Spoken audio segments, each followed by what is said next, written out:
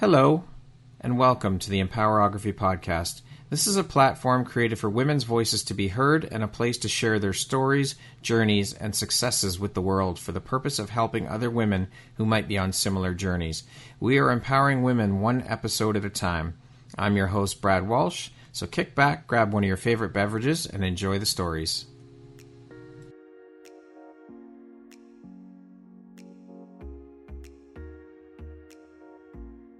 What if I told you your voice isn't just meant to be heard, but felt? There's a fire in your story, a truth the world needs, but too many are still whispering when they were born to resonate. I'm Brad Walsh, and I created a free masterclass called Empower Your Voice, 5 Secrets to Becoming an In-Demand Podcast Guest, because I believe your voice deserves a stage. If you're ready to speak with power, purpose, and presence, it's time to own your truth, be heard, and be unforgettable.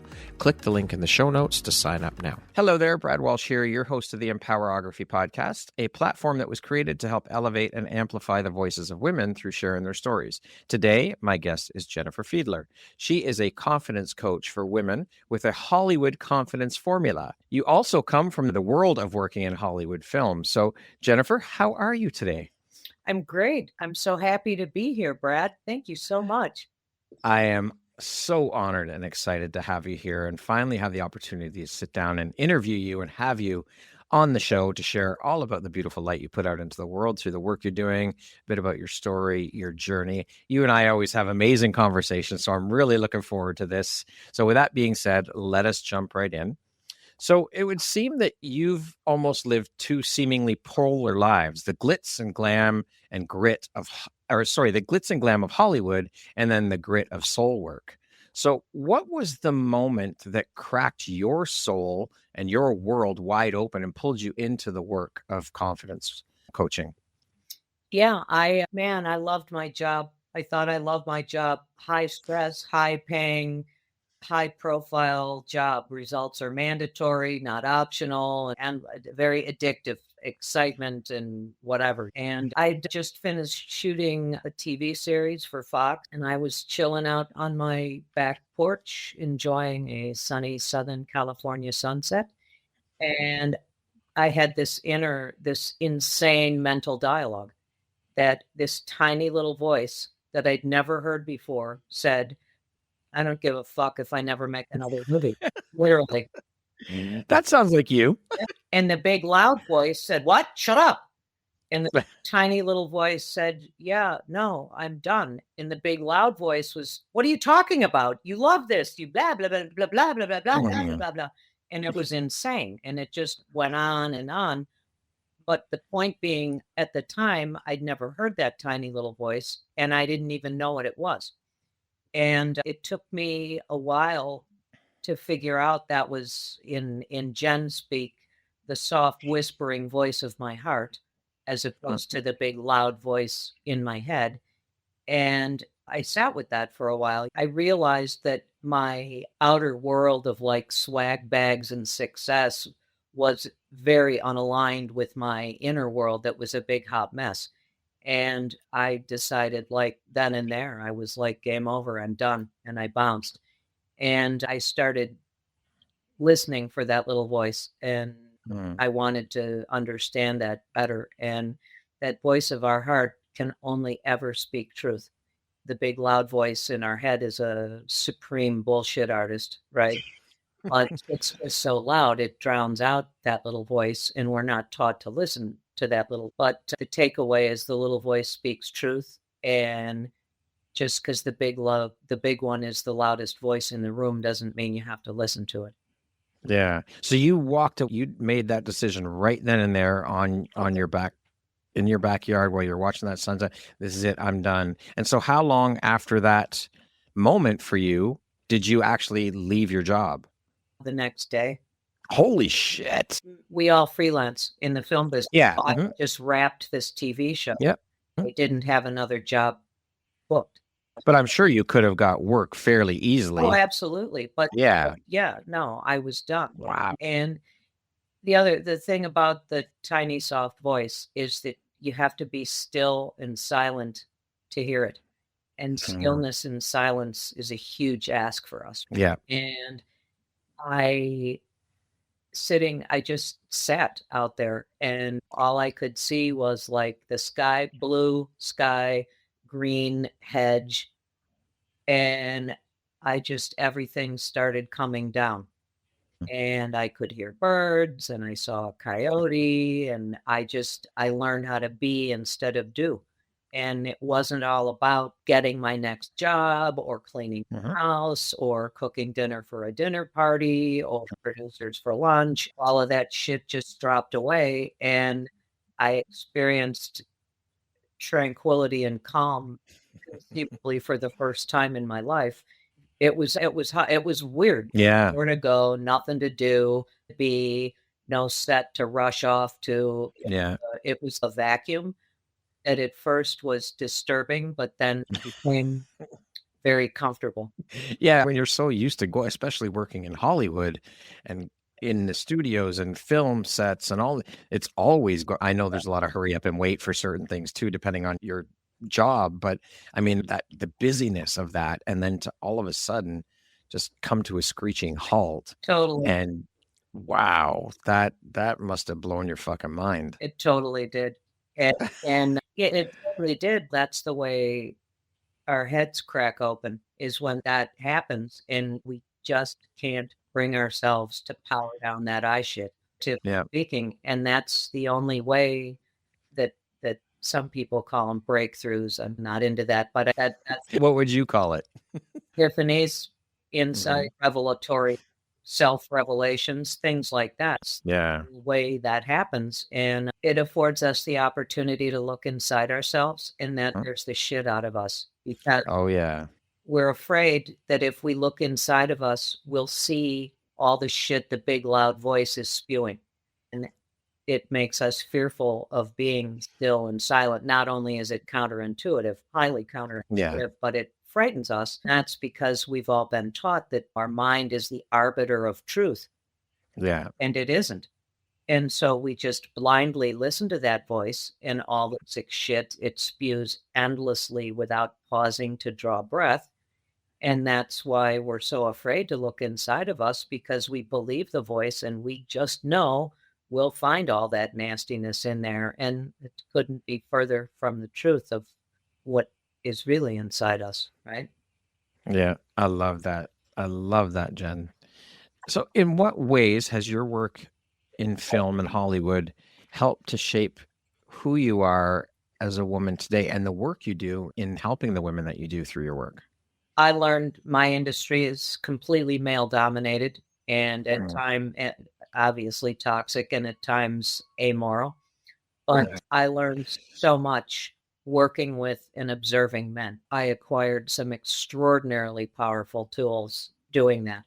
And I grew up I didn't grow up resentful of men. I grew up to be a boy, like I had a baseball bat and drove a motorcycle, and a lot of masculine energy. Yeah. And I never felt threatened, and it was easy for me to be one of the boys.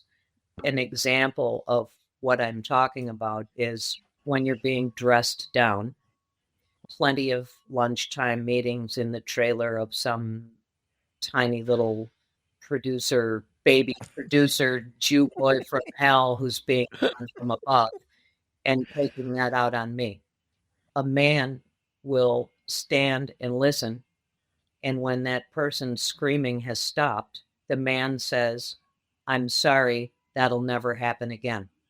Okay, what women do is, "Oh, I thought, and if this, shut your pie hole."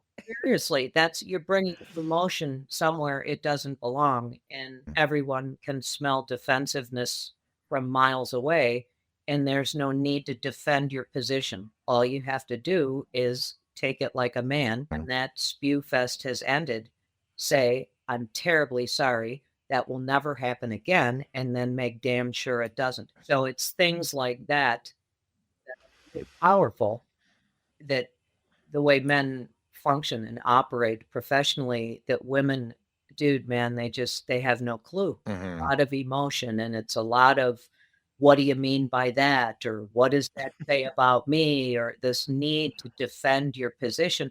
There is no need for that. And I also never found only once in 20 years, found myself demeaned and disrespected by a man by aping male behavior and standing strong and being confident and zero emotion in the workplace. That engenders respect. That doesn't engender criticism. Wow. The guy who said, a monkey can do your job. Wow. Unbelievable. But he Holy was shit. having a bad day. God love him. Right. What parallels, if any, do you see between the performative nature of Hollywood and the masks that women are taught to wear in everyday life? Very little. Actors turn themselves into their characters to fulfill their roles as authentically and as possible and to deliver an outstanding performance. It's part of their job, right? It's their job, literally. Yeah. The masks women wear are about hiding and conforming and people pleasing and all that stuff that obscures their authentic selves and purportedly protects them from censure and judgment, which is the case, but it's night and day. Yeah. And so, what illusions did you personally have to dismantle from your time in the Hollywood film industry about success, self worth, or the feminine in order to become who you are today, if any at all? Oh, dude, I had to way dial down and regain some divine feminine energy that was also counterintuitive. And how long? I know that we're works in progress and we're constantly evolving, so that work never stops. But how tough was that for you to first realize that you had to do that and then step in to start doing that work? The former wasn't. I've always been highly insightful and open, like insights coming. But yeah, putting that in practice is thinking about how to articulate it. Men go forward and accomplish things. Women attract them. And Okay. it's a paradigm flip that is counterintuitive because we're taught, go for it. Go after it, make it happen. Make it happen, go for it. And that isn't divine feminine energy. Or at the same time, there's such a misunderstanding around that element of the feminine because it doesn't mean sit on your ass and with your hands out waiting for something to happen. But it's interesting. But so many women that I work with and that I encounter, we were all raised to masquerade as men. You know, women's lib, the feminist movement, that did not do us any favors. Yeah. Wearing suits, carrying briefcases, having altercations in boardrooms, none of that is feminine. Are you in the women you work with then, are you starting to see a shift and adaptation into more of the feminine energy as opposed to what you were just explaining, women having had to adopt the masculine energy, especially in corporate? That was fucking huge in corporate, in the boardrooms and all of that shit. Oh, yeah. Have you seen a big shift in the women that you work with and you come across in your life where they are realizing it? No, wait a minute. I don't have to fucking adopt that bullshit. I can embrace my full-on feminine. Half yes and half no. There is indeed, it's this discomfort we experience when we wake up one morning and our outer success is out of alignment with our inner truth. So these are people who are very unhappy and who are stuffing that all down because that's what you're supposed to do, right? And yet they do wake up and they are in pain and they silently suffer. And these tend to be, in my experience, executives, founders, entrepreneurs, leaders. They're people with super responsible jobs and they're leading teams and they're building the pressure, and they become aware of that misalignment and know that there's got to be something that can be done about that, but they don't leap to, oh, and that would be embracing my divine feminine energy. It's more centered around becoming more self-aware. So it's Mhm. specifically cultivating their feminine side. It's changing things. It's what I call escaping the invisible feedback loop that keeps us stuck in the zone of the known, operating on autopilot. Yeah. So that's the first hurdle we always The jump biggest one when we too. work together. In your work, what limiting belief or core wound do you find women carry with them the most? And how does that shape the lens which they see the world through? Definitely enoughness, definitely. And by enoughness, either not enough of something or too much of something else. And this is affects the lens. The lens is one through which they constantly compare themselves to other people and come up short. They're always striving for more achievements, doing more, being more, having more, all of that kind of stuff. Living, trying to live up to expectations that aren't their own, that are Yeah. external things, right? Doubting themselves at all times, just Yeah. nonstop self doubt. And another big one is valiantly trying to control outcomes, control everything around them, to control outcomes, to mitigate their fear of uncertainty. And sadly, being supremely self-involved, but at a superficial level. Yeah. We don't have control over the outcome of all we have control over, or all we can control, is ourselves, our reactions to things and Absolutely. how we deal with things. That's the only Oh, yeah, thing but that we have control over. this is an illusion Yeah. because We live in an we, illusion. yeah, we think that if no, we'll be safe, and Yeah. think that we're controlling, like Wizard of Oz business behind certain things to our fear of uncertainty, our comfort level with what we know. Here's the crux of the issue. Our comfort level with what we know is crap because what we know keeps us limited. We can't go beyond what we know. That's the truth. Excuse me. So we know, knowing and being certain, and I believe this and that's truth, all of those things means you're living in a box. The only thing that's in the box is you and that other shit. Outside the box is limitless potential and possibility that resides in the unknown. And for us, that's a fear that comes as a close second to death. Yeah, that's a scary fucking place, the unknown. But like you said, there is so much out there for us that because we're trapped in this fucking four-sided box and we don't know how to get out, it doesn't even exist to us. Yeah, We don't even you realize. can practice. The bottom line is it's releasing your monkey death grip Yeah. on an outcome. If you choose something small, like breakfast, first, Yeah. just I go like this. I do this with my clients. Go like this. Just open your hand and it happens. And boy, instead of having to cook fried eggs, my friend Julia called me and took me for brunch at Shutters on the beach. Oh my God, that's what happens. And I learned that a long time ago. So it's easy. And we all catch ourselves. None of this is a Shazam thing, right? But it's an awareness of, oh, I'm trying to control something. What happens if I just open my hand? And then the next thing that happens is you're like, oh, fuck, I did it again. And then after that is, oh, shit, I'm doing it again. And then eventually your hands are open. Yeah. Yeah.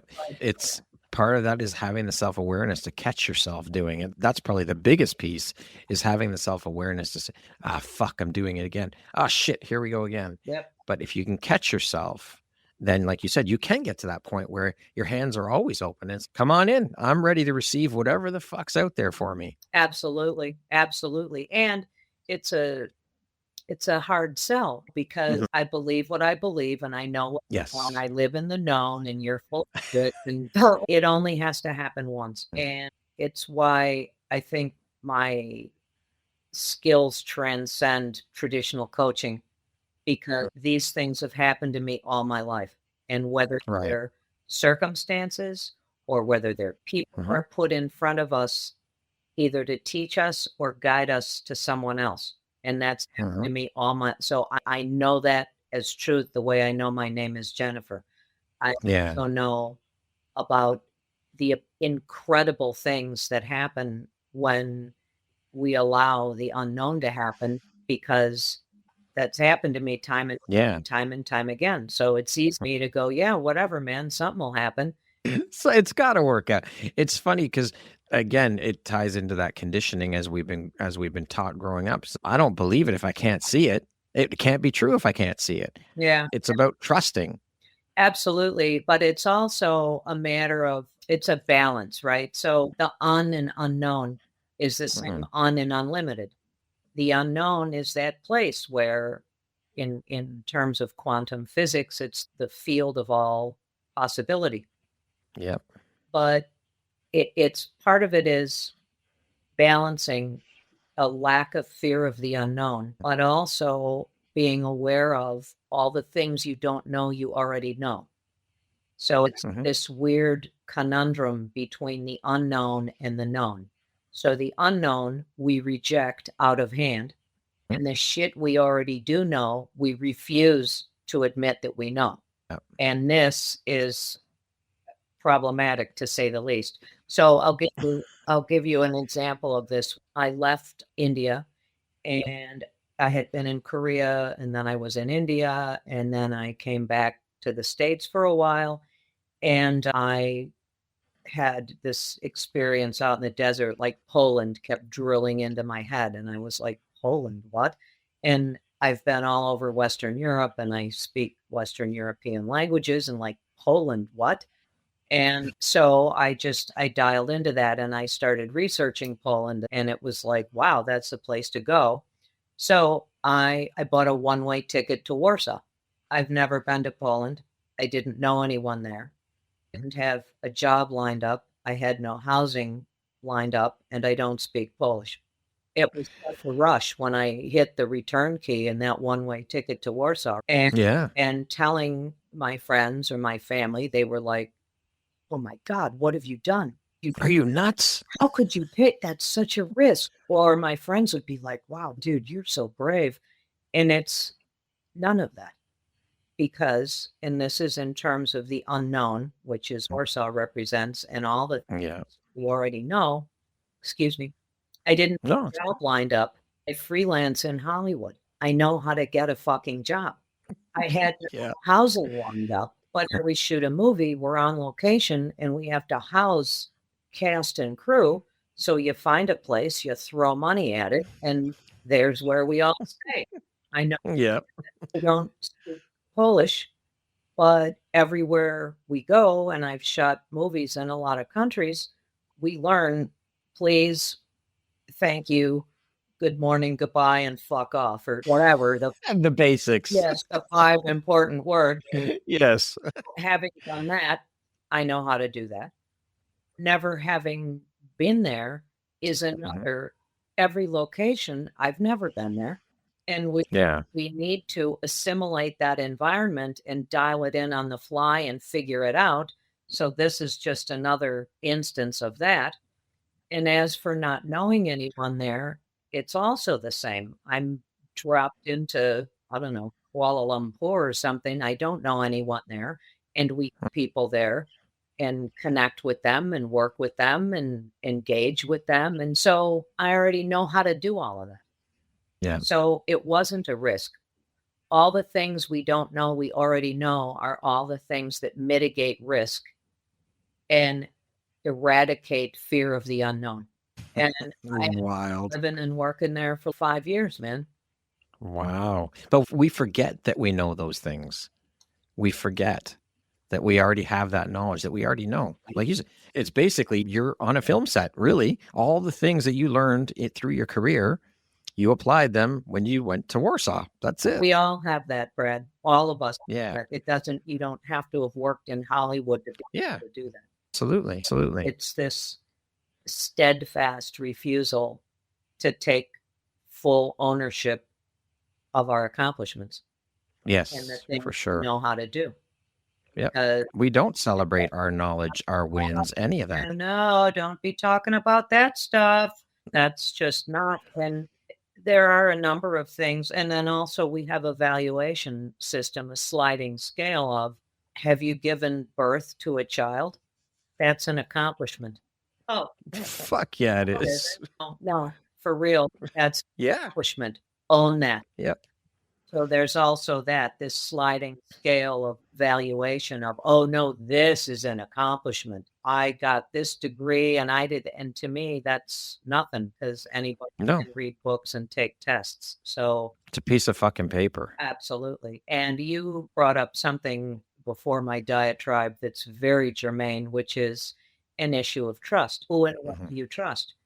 Yeah. I need to see your qualifications. I need to see a piece of paper. I need that degree. I need to read those reviews. Why? All of that means that you don't trust yourself because your inner knowing knows. Your heart. Yep. Remember that thing that always speaks the truth? It already knows. And a lot of the clients I connect with, that's dispensed with. Either it's, I want to see that I didn't go to the Acme Coaching Academy. I walked what I embody and what I. You went to the Jen Fiedler Academy of Coaching. Life. This is it, right? Life around the world. Live. Yes. There's no greater teacher than that. For sure. But it is either, oh, you're not a member of there's 3 initials, some coaching fraternity. Yeah, no, I'm not. ICF, I think it is. Yeah. Sorry, I'm not a joiner. I don't roll that way. No. And then they'll be like, is your degree in psychiatry, PhD? Yeah, no, I have a master's. I have an MBA. Is like, where that one? Yeah, so they just shrivel up and blow away, which is my people. Yeah. Or they're people who are like, oh my God, your energy, your vibrational energy is mind-blowing and I already feel good. Nobody's ever listened to me like this. Nobody's ever talked to me. You are real as fuck. I want that. That I can attest to that for sure. You are real as real gets. There's no sugarcoating. There's no bullshit. You tell it like it is. And why? Period. Life is short, pal. Yep. It's funny to go back to the accomplishments piece. I remember I interviewed a woman who her job was, or her career was, her business was helping women, older women, integrate back into the working world. And so she would help them craft their resumes and whatnot. And she would sit down with them and ask them, okay, list off your accomplishments. What have you done? And it's all these, like you said, the degrees, the letters, the alphabet soup behind the name, the bullshit. But she would say, okay, you're a parent, you're a mother. That's a fucking huge accomplishment. You went on school trips with your children that's a fucking accomplishment. That's a skill set. All of these things that we all, and we're speaking women in particular, women just forget about, or they don't see it as valued skill set. Fucking it is. Absolutely it is. Own that shit though. Own that. Yeah. That's all. It's this equation that's going on of, yeah, so I'm a mother. But it's the comparison thing. Yeah, but Smarty Pants over there is the chief operating officer of fuck knows what. Yeah. She travels around the world and she has 2 PhDs and okay. But what you're missing is Susie Smarty Pants over there has huge worthiness issues because all of that achieving and accomplishing means she feels unworthy, undeserved, and right. So you need to do a lens swing there, find something else, and this endless comparing. I don't care what Susie Smarty Pants is doing because I do what I do.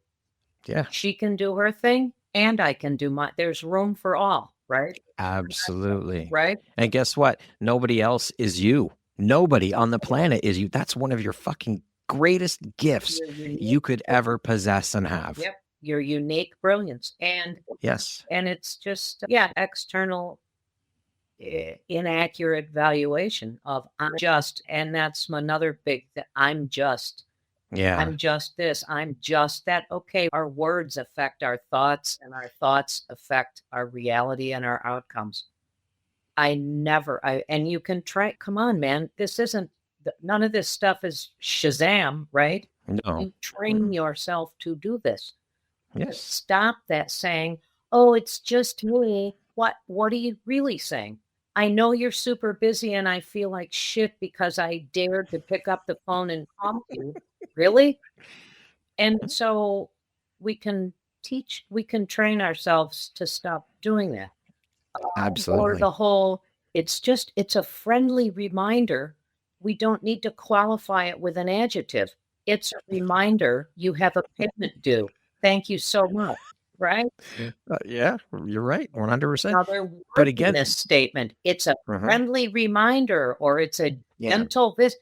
No, it isn't. I want my money. It's not Absolutely. being like cunty about it. And that's the No. thing. Like, people are like, oh, that's harsh. No, it isn't. You're reading emotion into something where there is no emotion. Mm. Business transaction.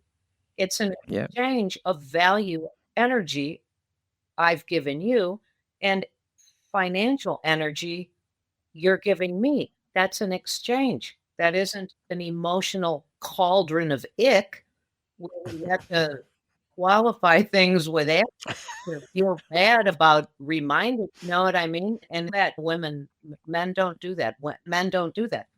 Mhm. The payment due, please get it to me in the next. Yeah. And they don't like guilt trip and, oh, heavens to Betsy, what have I done? And women, it's all the emotion thing. And that's, Yeah. mind you, I am not advocating turning into an emotionless automaton.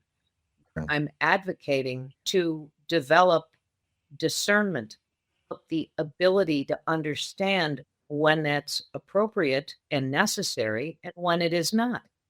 Yeah. I'm Absolutely. just assuming that it always is and under all circumstances. Yeah, no. No, you have to learn how to read the fucking room. Mm. For sure. It ties right back into that self-awareness piece, having the fucking self-awareness to realize all of these things that you are speaking negatively about yourself. It's never, I'm just this, or I'm just bullshit.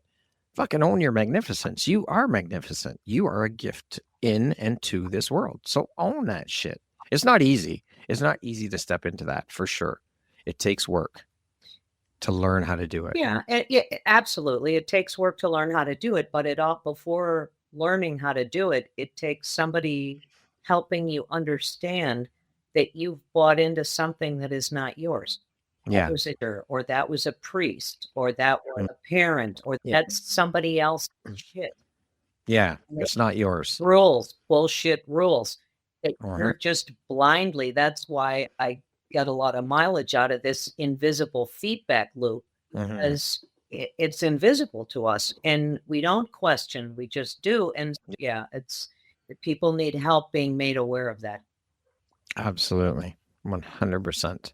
Knowing a bit about you and your journey through previous conversations that you and I have had, I know you've been through shit and you've walked through fire and chosen purpose over performance. Finding your purpose, that's a huge thing. What do you now know about power that you wish every woman knew? The piece I said before, that the un and unlimited is the same un and unknown.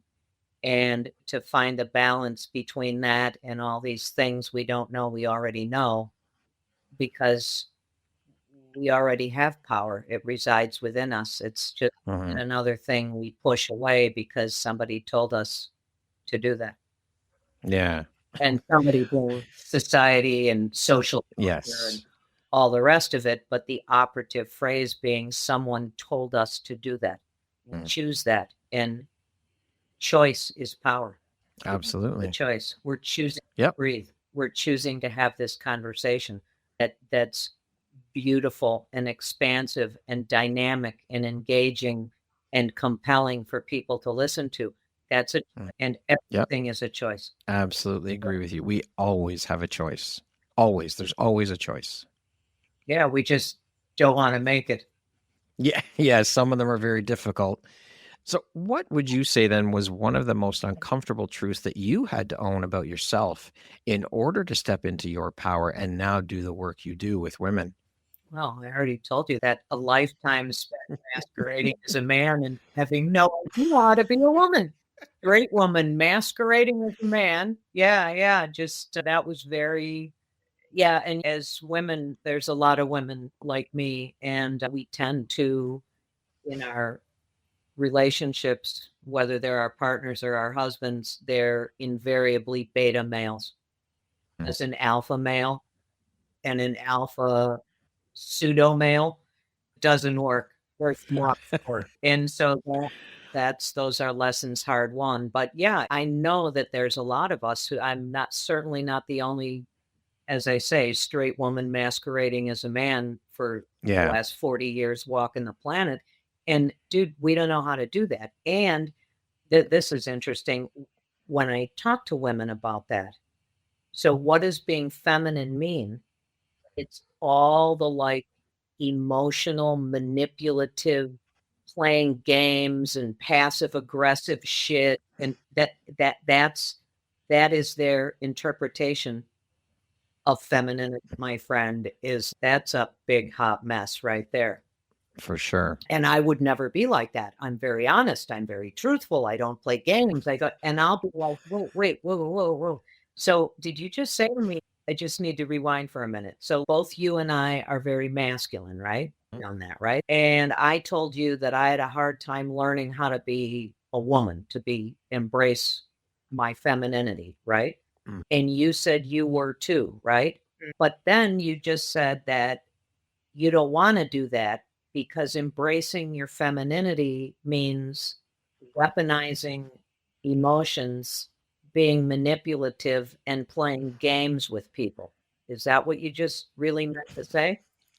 No, I didn't mean that. Okay, what did you mean? To me, that's not what that means to me. So I'm just looking for some clarity of what the fuck you're trying to say, what that means to you. This is an endemic perception of masculine masqueraders and it's like a self-justification thing, right? Mm. If I wasn't like this, I would be manipulative and passive aggressive and game playing and okay, that's as may be. I don't know you that well to be able to believe you yet, but like that's your definition of what that is. That's what we need to work on expanding because that's a very limited view. And that's a view of the wounded feminine. Yeah. That isn't the healthy feminine. That isn't the goddess. That Mhm. is the woman with an arrow in her side. That's the wounded feminine that has to do that kind of stuff to get any traction. Yeah. So that's not the feminine energy I'm talking about that we want to acquire and develop and nurture. I love that. Thank you for clarifying that. Beautiful. Beautifully said, Jen. Yeah. So, what pisses you off or frustrates the shit out of you about the current feminine empowerment narrative being sold online? Ugh.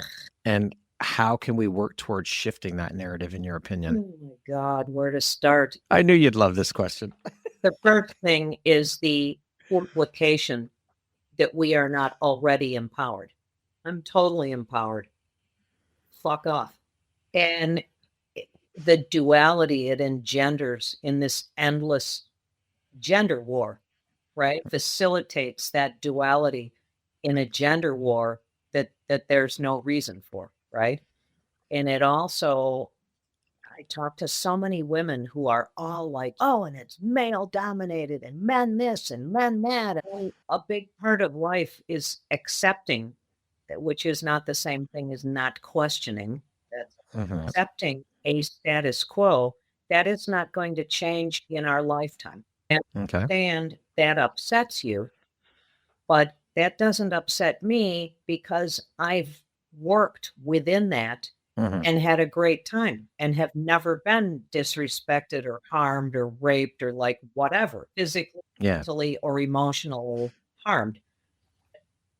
So I don't have this need in me to go destroy the Death Star. We've got to blow up the Death Star. No, we don't need to blow up the Death Star.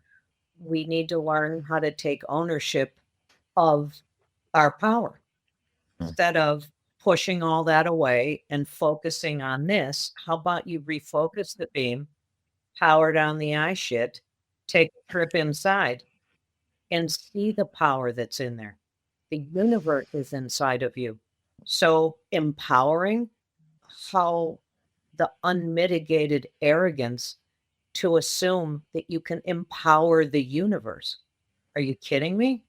So yeah, I'm not down with that whole the feminine empowerment, because by putting those two words together, it means that we're not, Yeah. and we already are. I love it. What does your inner wild woman demand of you when the world tells you to shrink? I don't have an inner my wild woman is one. She's on the inside and the outside. I don't have an inner, I don't have that. But that person Where's your badass self then? How about that? demands, reminds me to disregard the external, because that's none of my fucking business. It's got nothing to do with me. I absolutely am loving this, Jen. I didn't think that was a very good answer. Sorry. I love your, like I said before, you don't sugarcoat stuff. You just tell it like it is. There's no bullshit. There's no filters. It's just, this is what it is. Take it or leave it. There isn't. Yes, you tell it. I know. You know what I mean when I'm saying that to you. Okay, let's talk about the cosmic bitch slap. So you created that. You came up with this concept. Where did it come from, and what does it represent on a soul level? It dropped in one day, I really say. But the cosmic bitch slap is how the universe shows us something we're ignoring, or we're unwilling to look at, or we're simply unable to see. Yes, cosmic bitch slap, being the unfiltered person that I am, bitch slap is very effective, because that's what it's like, in the back of the head, and it's delivered by the universe. And so instead of a bitch slap by the universe, cosmic bitch slap seemed to be a better way to do that. But so on a soul level, it's our undeniable connection to the universe that encompasses our higher level of consciousness, and that gives us a glimpse into some things that transcend the things we're holding on to. And that isn't the same to me as an aha moment or insight. It's something co-created with the universe, with us in the universe. And it's kind of this all like this, without this is nothing. For that to mean something. And with a cosmic bitch slap, that's the universe, that's you. Yeah. So, it's even bigger and worse than the 2x4 in the back of the head from the universe. Indeed. Yeah, but that's somebody else talking, that's not one speak. That's no. Absolutely. I love the concept of it. I love the sound of it, cosmic bitch slap, and it sounds badass. It sounds fierce, and it sounds freeing at the same time. So what does it look like when a woman receives her first cosmic bitch slap? Way better than birth. It's like a joke. It's like getting smacked in the back of the head, and it's instant shift in perception. Instant, like a Shazam. Yeah. Where all of a sudden what you were looking at before you got bitch slapped totally doesn't look like that anymore. So it's a profound and permanent change in the way a woman perceives herself and the world around her.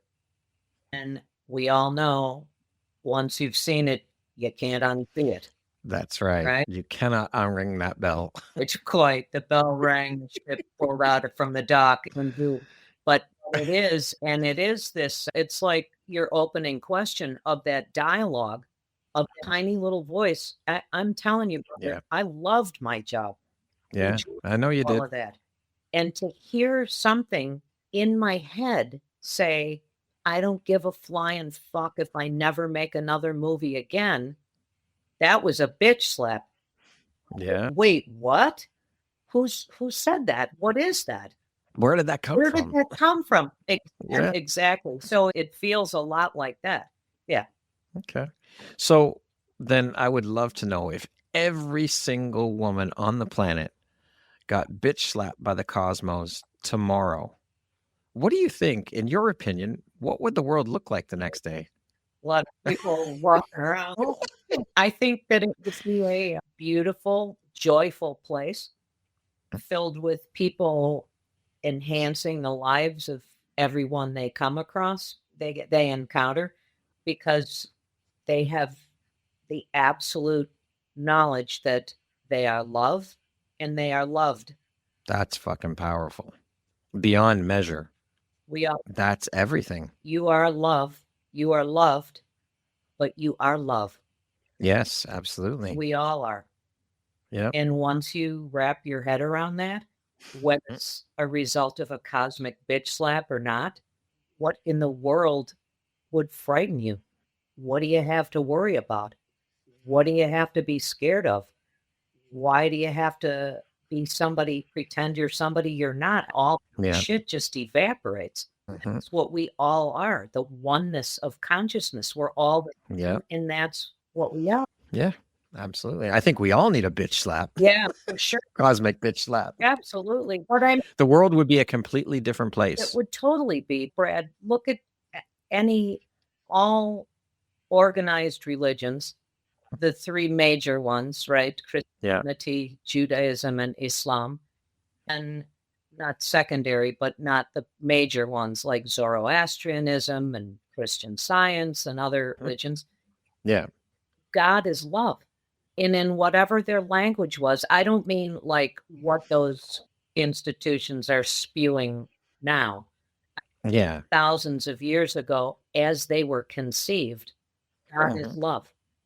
Yeah. And you use the word God or Allah or Yahweh or whatever word you use. I use the word the universe. Some people use Yes. the words, That's the word I use as well, as the universe. but the bottom line is no matter what the hell you call it, it's love. And it's us and we're it. We're all godigles. And we are one. No way to escape that you're that and that's you. And it's a syllogism. That's that. You're like that's you. Therefore, you are. If A, Yeah. B, and B equals C, then A equals syllogism. Yeah. And that's where I think we lose sight of these things and where these institutions have shifted, because that's not the message they sell anymore. And No, it's not. for a long time. And For sure. to get realigned with that is something that I think would do the world so much good. 1000% agree with you. Preach, sister, preach. I love it. What legacy are you here to leave in the hearts of women? Not just in what you do, but in who you have become. Authenticity is the lodestar that guides us through everything. Okay. What is one truth that you've encountered with the women you work with, one truth that women are terrified to admit to themselves, and what happens when they finally do admit it? Yes, I asked for a reason. Yeah.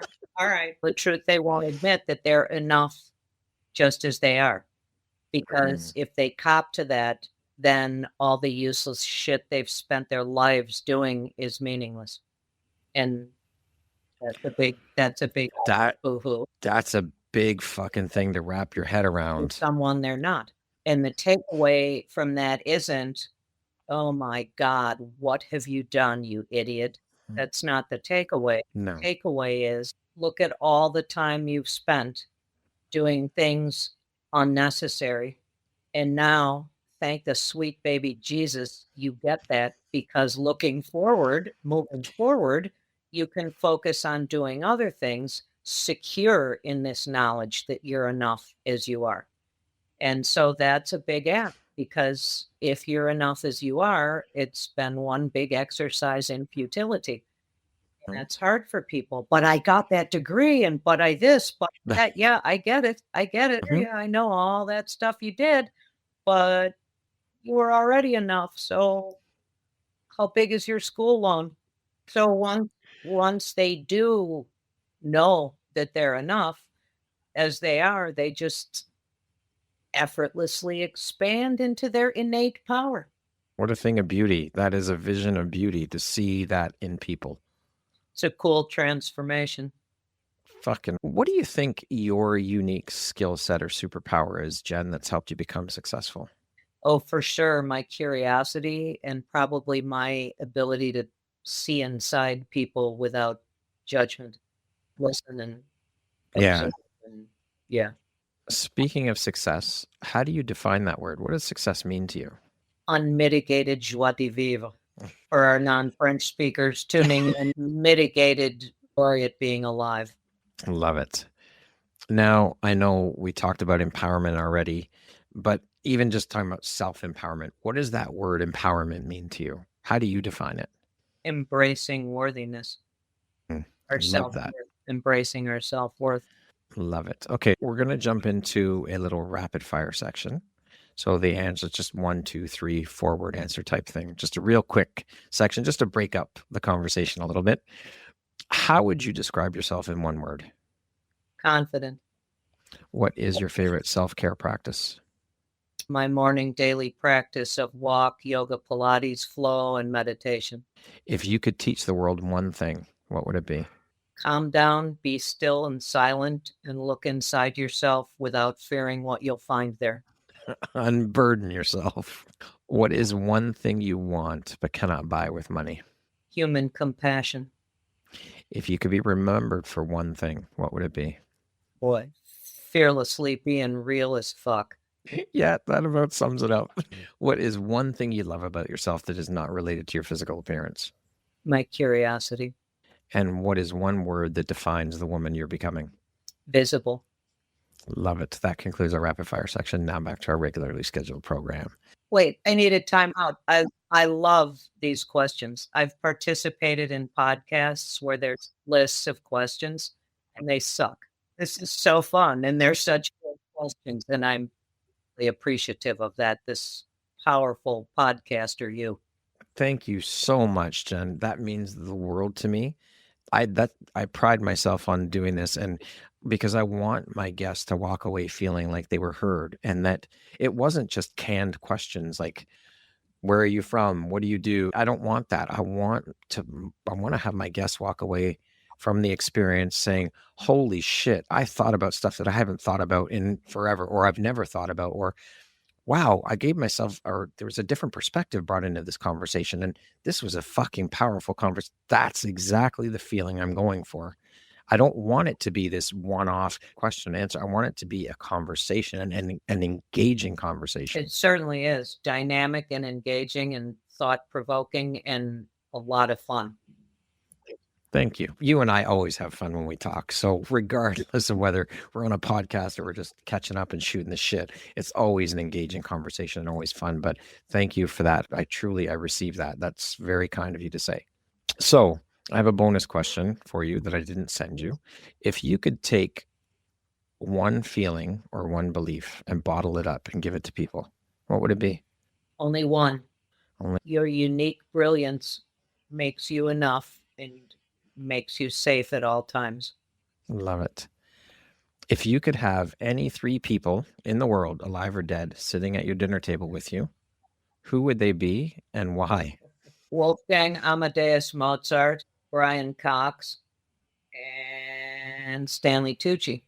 Mozart for his genius, Cox for his scientific brilliance in physics and consciousness, and Stanley Tucci for his, he's just very mercurial and grounded at the same time. That and the Italian foodie thing, and urbane and all of the things that he is, and he's a brilliant conversationalist. So Mozart, Brian Cox, and Stanley Tucci. Awesome. If you could step into my shoes, what question would you have asked yourself that I didn't ask you? What are 3 personal things I don't know about you? Okay. What are 3 personal things I don't know? Come on. You didn't think you'd get away without answering it. I am a devoted Formula One race fan with a wicked need for speed. I love I love Bordeaux and Primitivo wines. Okay. Primitivos being from Puglia, ancient growth Zinfandel vines all the way from Croatia. I thought Zinfandel was an American West Coast one time, and it's not. Nothing although Okay. superior, huh? And Yeah. I hate any kind of fruity goo in my dark chocolate. Thank you for enlightening me. I appreciate that.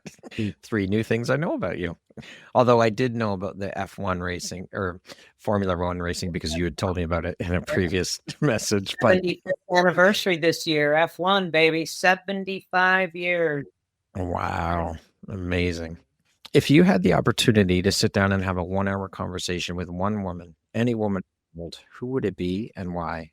I would sit down and have a conversation with a woman named Mary Baker Eddy, who founded the Christian Science religion in the late 19th century. And I would do that because she was so ahead of her time in her ideas about consciousness and her understanding of the whole I am love, I'm loved thing, and just ideas about what has come to be modern spirituality were just right on. And I would love to learn more about where all that came from and Pick her brain. pick her brain. If you could go back and give your younger self one piece of advice, what would that piece of advice be? Oh, don't worry. If not in this lifetime, then the next. Plain and simple. That's it. Lastly, Jen, if you were to deliver your last 30-second speech to the world, your corner of the world, your tribe, your people, what would that last 30 seconds sound like? What words of wisdom would you impart? Awaken to discover who and what you truly are. Embrace it, and then go and be you. I love it. Jen, this has been such a powerful, beautiful, thoughtful, inspirational conversation. I knew it was going to be amazing. I knew it was going to be lots of laughs and fun because, as I said before, our conversations are always fun. But I just want to say that I appreciate you taking and making the time to be here with me today and share a bit about your story, your journey, your experiences, and the beautiful light you put out into the world through the work you do to help women. You are an amazing, beautiful soul who I am so grateful to call a friend and to have as a member of the Empowerography community. I cannot thank you enough for being here with me. It has been such an incredible conversation and interview. So thank you. Oh, thank you. The pleasure was mine and the feeling is mutual. I thank you from the bottom of my heart for the opportunity to be here. Thank you. I received that. Once again, my name is Brad Welsh, host of your Empowerography podcast. Today, my guest has been Jennifer Fiedler. She is a confidence coach with a Hollywood confidence formula and also a Hollywood film industry expert who worked in the Hollywood film industry. Jen, thank you so much. I hope you have a beautiful rest of your day. Thank you. You too. Thank you very much for listening to this podcast. If you haven't yet, please be sure to subscribe, rate, review, and share with all your friends. You can find me at viseuphoria.ca and follow me on Instagram at Empowerography Podcast and on Facebook at Empowerography. Please join me next time for another inspirational story from yet another amazing woman.